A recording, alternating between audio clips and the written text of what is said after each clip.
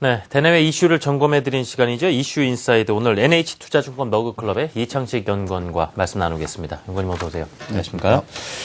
자, 이번 주, 미국 경기를 제가 앞서 진단해 드리겠다고 지금 예고를 잠시 드리긴 했습니다. 다른 나라들이 지금 기준금리를 내리는 상황이죠. 중국 역시도 지금 며칠 전에 기준금리 인하를 단행했고요.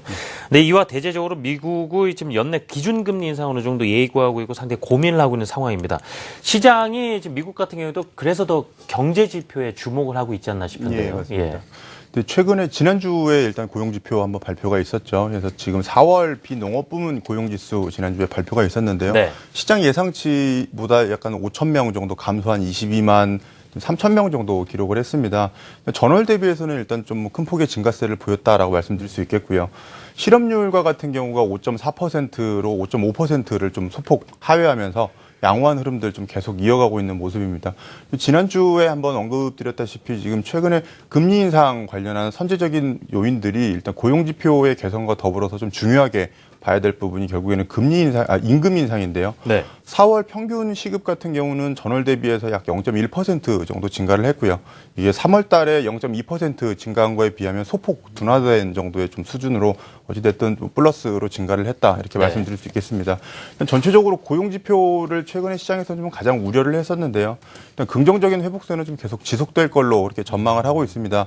지난주에 발표된 고용지표와 같은 경우에도 좀 살펴보면 워낙 고용지표 관련한 부분들이 1분기에 이제 혹한과 지금 노조의 파업 영향들로 좀 워낙 안 좋게 나왔었고요. 네. 이러한 흐름들을 좀 벗어나는 모습들 좀 보여주고 있다. 이렇게 말씀드릴 수도 있겠는데요. 일단 22만 3천 명 정도 나오면서 20만 명대 일단 다시 상회한 부분들 좀 상당히 긍정적으로 보여지고요.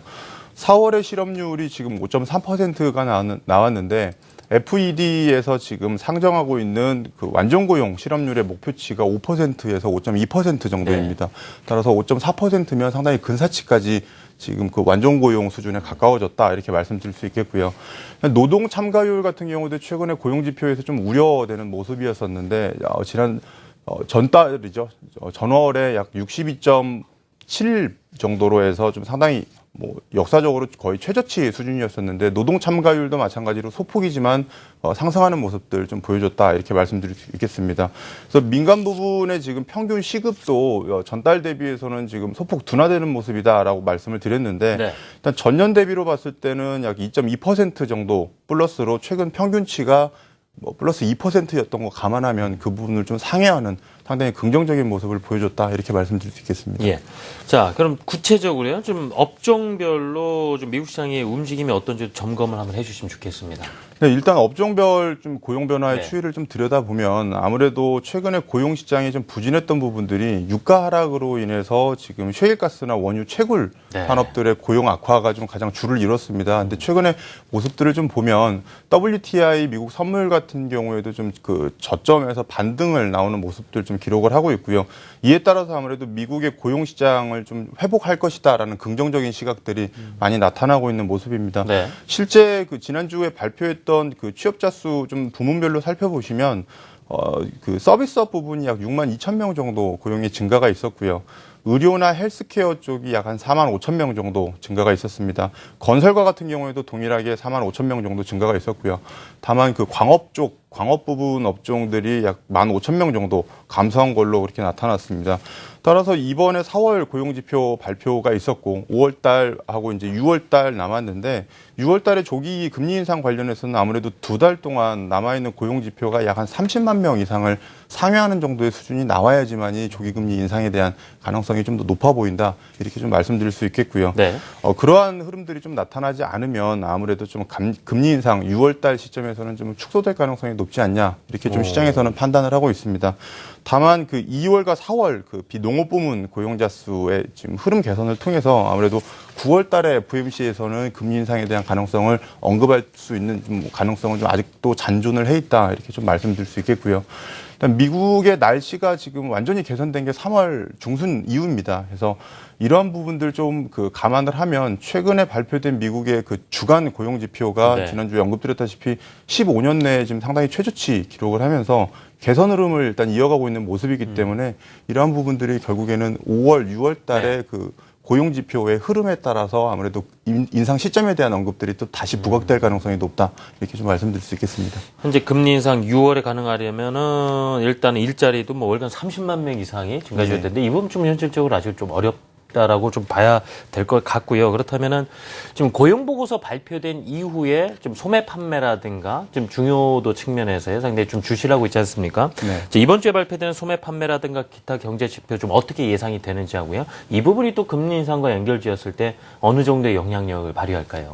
네, 일단 이번 주에 발표 예정되어 있는 것들이 한 3가지 정도 네. 경제지표 중요한 부분들이 좀 있고요. 일단 4월달 소매 판매와 지금 4월 광공업 생산 그리고 5월 미시건대 소비자 신뢰지수 발표가 있습니다.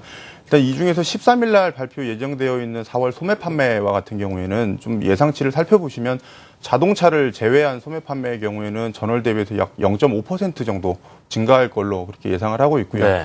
0.4%가 전월 대비 좀 전월에 상승했던 폭이었기 때문에 전월보다도 좀 소폭 상승할 걸로 그렇게 예상을 하고 있습니다.